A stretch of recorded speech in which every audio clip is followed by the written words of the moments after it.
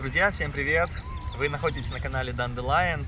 С вами, как всегда, Сережа и в роли оператора Карина. Мы выходим в эфир из солнечной Калифорнии, из Санта-Барбары, куда мы приехали только сегодня. И сами мы живем в Техасе, в городе Остин, который является новой Кремниевой долиной, наверное, по мнению многих людей, скажем так.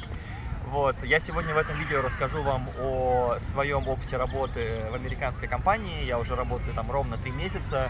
Боже, как быстро летит время. Если пока не подписались на наш канал, то обязательно подпишитесь, поставьте этому видео лайк и напишите любой комментарий. Это помогает нам создавать далее качественный контент и распространять его. И мы тем временем начинаем.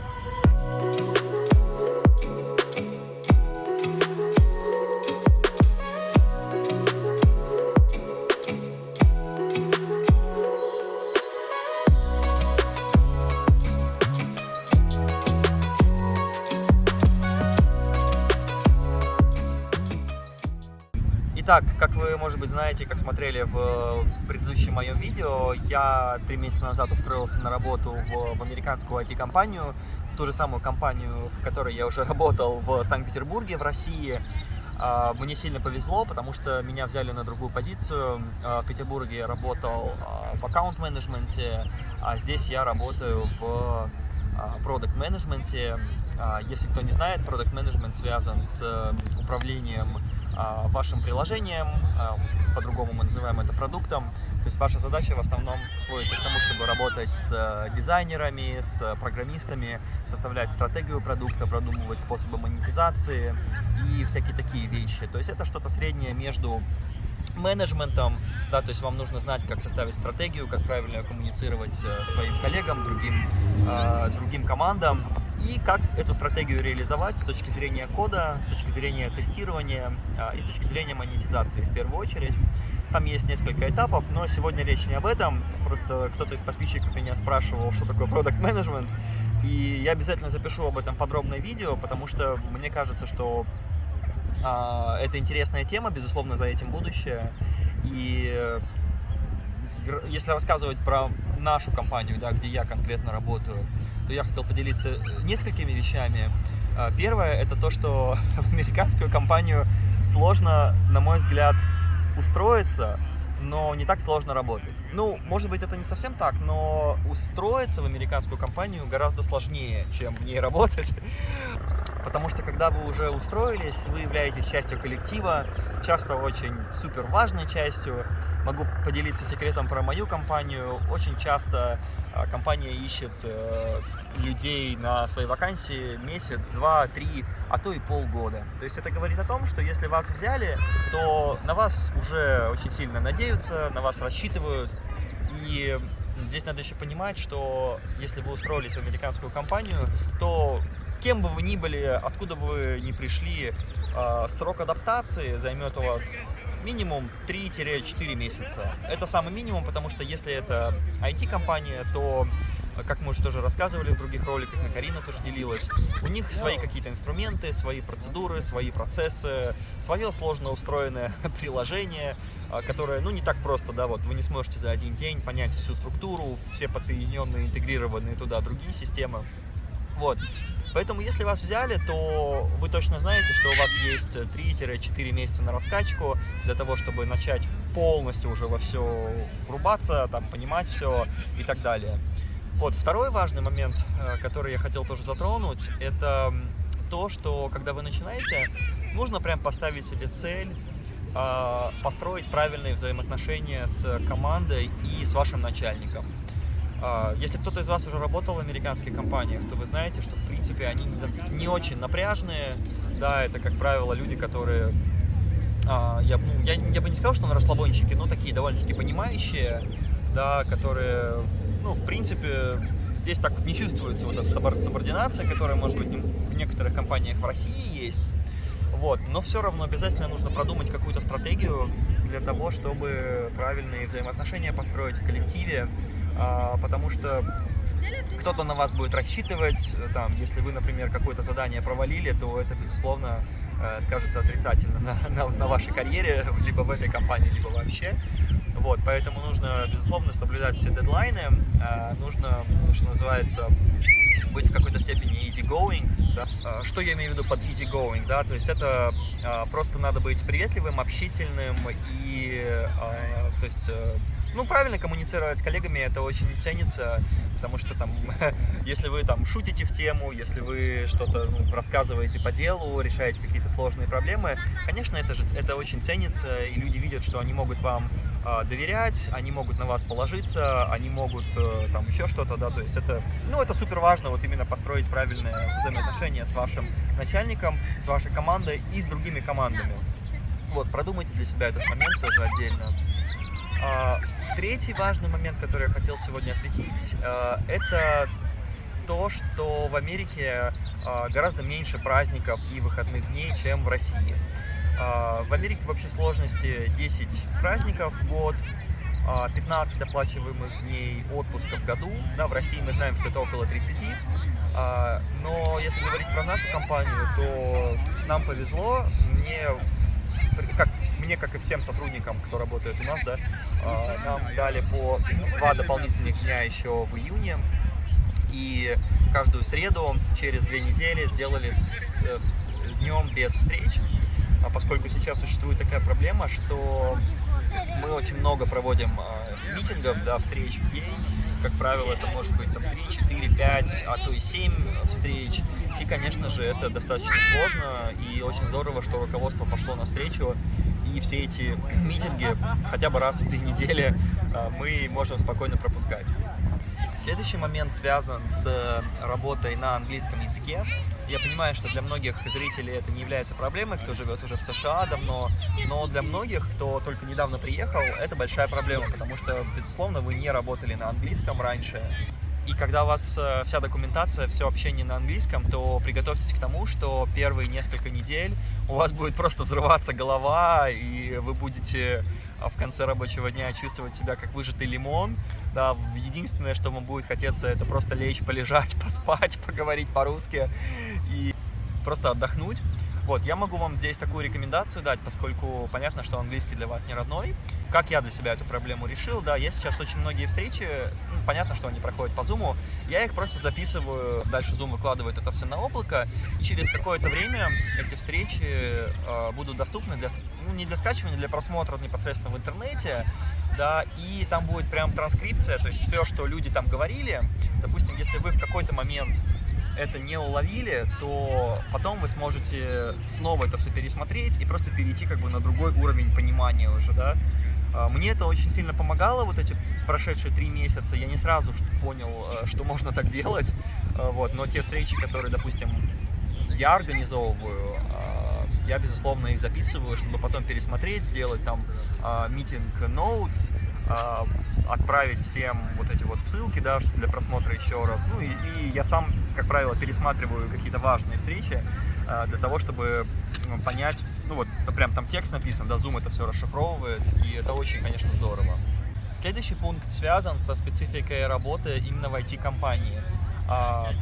Я могу от себя сказать, что в IT-компании всегда нужно учиться, то есть технологии не стоят на месте, и вы можете получить преимущество просто из-за того, что вы дополнительно что-то для себя выучили, да, какой-то новый язык программирования, какую-то новую программу, новую технологию. Вам нужно понимать для себя, как именно вам эта программа или эти знания помогут в работе или в том, чтобы получить новую работу.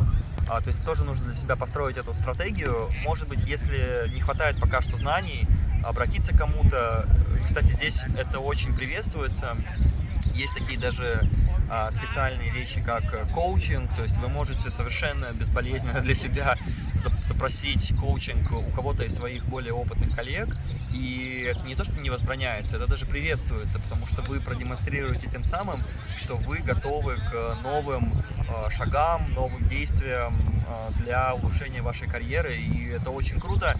Не все здесь к этому готовы, скажу честно, потому что очень часто люди останавливаются на достигнутом, их как бы все устраивает, а для того, чтобы перейти на новую ступень, нужно ну, как бы прыгнуть выше головы, по сути, да, нужно научиться чему-то новому, понимать, куда, как ты это сделаешь и куда это тебя приведет. Следующий момент я хотел особо сделать, акцентировать внимание на том, что если вы работаете в корпоративной среде, там, в России или в Украине или где-то в другой стране, то вы, может быть, даже не найдете для себя большое количество отличий в корпоративной среде в США.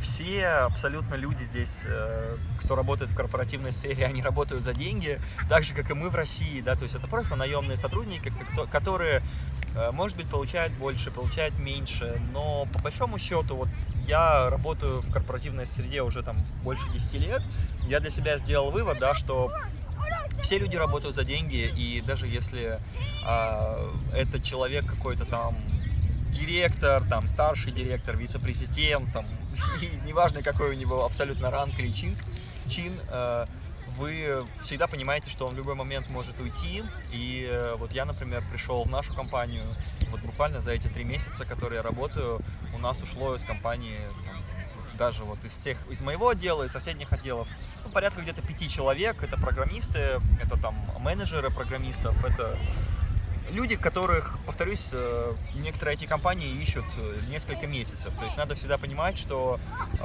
человек, который сегодня работает, не факт, что он будет работать завтра. Для меня это в каком-то смысле было, как сказать, каким-то откровением, да, потому что я понял, что, ну, вот я работаю на своей должности, там директор работает на своей директорской должности, но по большому счету мы работаем как бы в одной вот этой корпоративной среде, и что будет завтра, там, у компании будет улучшаться бизнес, компания будет терять клиентов, компания потерпит банкротство. Ну, как бы мы не знаем, что будет завтра, поэтому вот еще такой вот важный момент, по крайней мере, для меня он с точки зрения осознавания был довольно-таки важным. Я просто хочу сказать, что в Америке то же самое, да, то есть люди, которые работают на своих должностях, они бывают покидают компанию, вот, и поэтому те взаимоотношения, которые вы с ними выстроите, да, я об этом раньше уже чуть-чуть рассказывал, безусловно, все эти взаимоотношения рабочие, они помогут. Да, там, добавляйтесь к людям в друзья, к вашим коллегам на LinkedIn, просите, чтобы они написали рекомендации. Подводя итог всему вышесказанному, я хотел бы сказать, что работа в американской компании может быть этапами довольно сложным занятием. Я бы сказал, что первые как раз, наверное, месяц, 2, а то и 3 вы будете испытывать сильный стресс, пока что это будет общение с новым коллективом, на новом английском языке, какие-то новые процессы. Но ваша задача вот этот период просто вытерпеть, перестоять, там, быть максимально открытым к новому опыту, задавать вопросы, пытаться вникать во все самому. Самое главное, задавайте вопросы, формулируйте ответы. Если у вас нет ответов, то просите своих коллег, чтобы они вам помогли. Как повторюсь, даже если вы запрашиваете коучинг от своих коллег, это будет рассматриваться только в положительном ключе. Вот.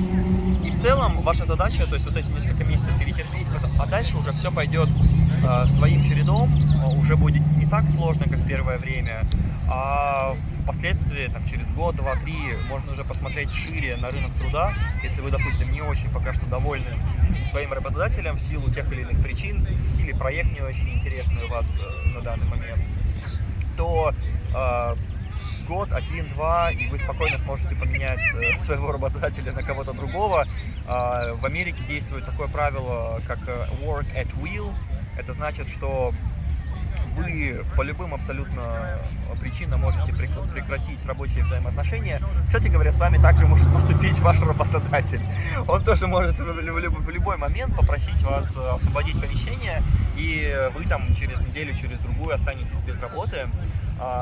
Вопрос выплат, он остается открытым. Если работодатель хороший, то он вам какую-то часть выплат заплатит, там, может быть, 1-2 месяца, 3 месяца. Я слышал даже, что некоторым платят полгода сразу, были такие случаи. Кому-то оставляют рабочие ноутбуки, кому-то нет. Ну, то есть это очень все сильно зависит от вашего работодателя. В Америке нет такого понятия, как какое-то такое трудовое законодательство в плане вот выплат, как у нас есть в России, да, когда вы увольняетесь в России, соответственно, вы... Нет, неправильно сказал, если вы не увольняетесь, а если вас сокращают, да, то вам должны выплатить как минимум 2, а то и 3 месяца заработных плат. В Америке такого нет.